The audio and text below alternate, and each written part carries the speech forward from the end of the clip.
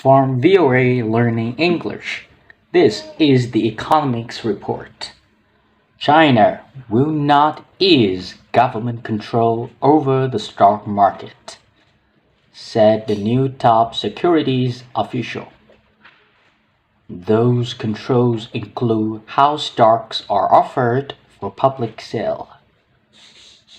Government control over the first-time stock offerings, known as initial public offerings or IPOs, will continue. Government-supported trading will also continue. Liu Xiyu is the new chairman of the China Securities Regulatory Commission, or CSRC. The CSRC is the government agency that supervises China's stock markets. Liu says that reforms in the IPO system will not take place anytime soon, and that supporting the reforms will require a process and time. Liu also says government-run organizations which support the market during the price drops will continue to operate.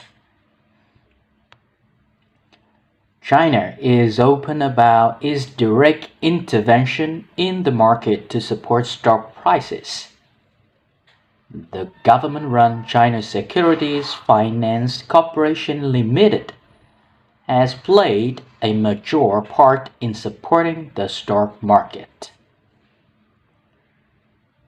This was especially true after stock prices on China's major exchanges sharply dropped in June of last year.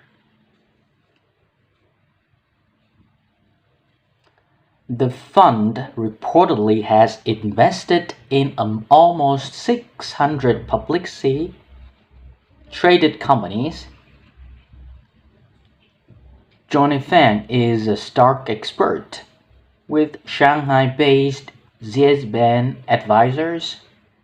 He says there has been improvement in the way IPOs have been approved in recent months. But he says that Liu Xiyu still considers market stability very important. For VOA Learning English, I'm Steve.